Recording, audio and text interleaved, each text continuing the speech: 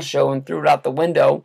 You can think about the things that you wish you would have thrown away. The whole segment with the Bellas, basically with Nikki calling out Brie for everything that's ever happened in the Bella household, basically saying that Brie wasn't smart enough to pass her own tests. She couldn't pass the driver's test. She got into an accident and basically, fraudulently said that it was Nikki that was involved in the accident because she didn't have her own driver's license. She stole her boyfriend at the prom. All sorts of things, and this revolves around into Nikki getting the number one contendership from Stephanie, which I think is going to happen on SmackDown this week, and we're going to have to see how that plays out, seeing Paige versus Nikki. More than likely, I would guess we're going to see AJ get involved in that match, and maybe, I think, a Night of Champions that would open up and make some sort of a four-way. But basically, I think that this is all involved around, promoting Total Divas debuting on Sunday on the E channel. I'm always been very plus on Total Divas. I think it's a very good show.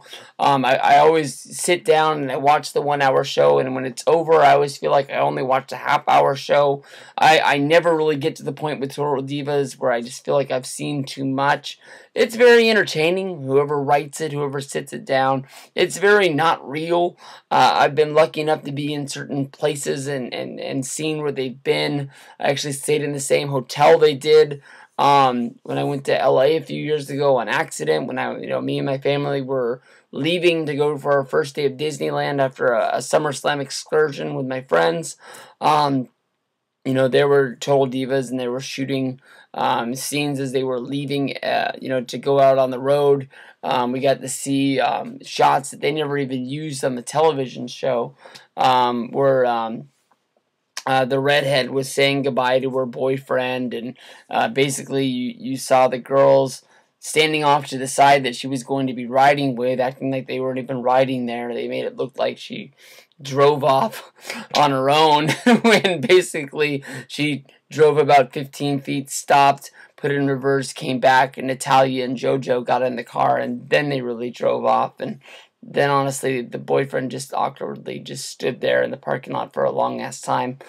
He was there longer than we were. We got on our bus and left. He must have been really sad about, about her leaving, I guess. I'm not sure.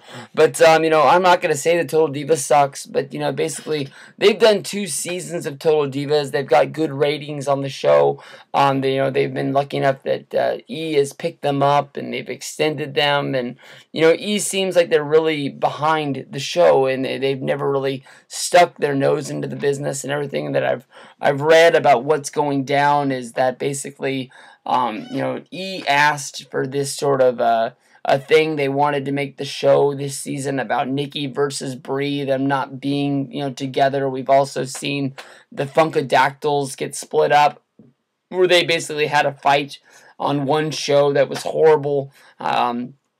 If you don't remember that match, you're luckier than me. And basically, we never saw anything. I did read one thing out there that Naomi, was getting her eye fixed from where she had the eye problem with Oksana. Put the knee right into her orbital bone, and it broke. She was able to get healed. She was able to come back. I think she came back a lot sooner than a lot of people thought. But maybe she just saw the writing on the wall that WWE really didn't have anything for her, so she actually went in and she got that thing fixed for real. So when that she does come back, she won't have any trouble with what's going down. So many of these wrestlers these days, they just come back as soon as they can from any injury or anything like that, because they're scared of losing their spots, or scared of losing pay, or maybe just forgetting what happened. One day you're a guy like JTG, where you're getting used all the time, and next thing you know, you don't get used on Raw, and next thing you know, you've been sitting at home for 2 years and you don't even realize it. Or WWE doesn't even really realize that you've been gone. And then again, if you're like Zack Ryder and you're complaining on Twitter and they actually do bring you to Monday Night Raw, you get buried right there in the center of the ring, and you probably almost wish that you were just sitting at home collecting that paycheck instead of getting embarrassed on TV like that.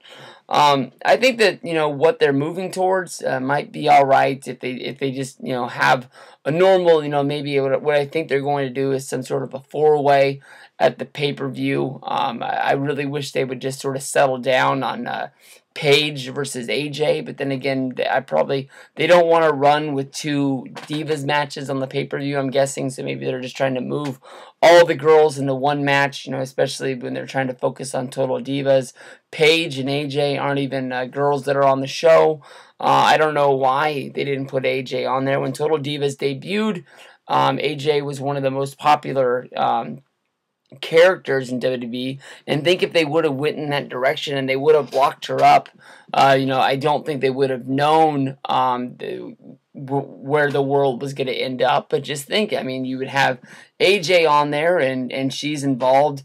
She's married. I think most people have seen the wedding pictures by now, or just known the news about AJ marrying CM Punk. If AJ would have been a part of this show, she would have been contractually obligated to be sharing part of her life right now, and we could actually see an inside sight on what is going down with basically her husband CM Punk walking out of the company. Maybe he would do something like they did with the Kardashians, where with Kanye West marrying into the family, he just basically said that he wasn't going to be any part of the show. He didn't want to be on it. Anytime that they're shooting, they have to shoot around him. They have to make sure they overly edit to make sure that he's not seen or shown on the show. They can talk about him.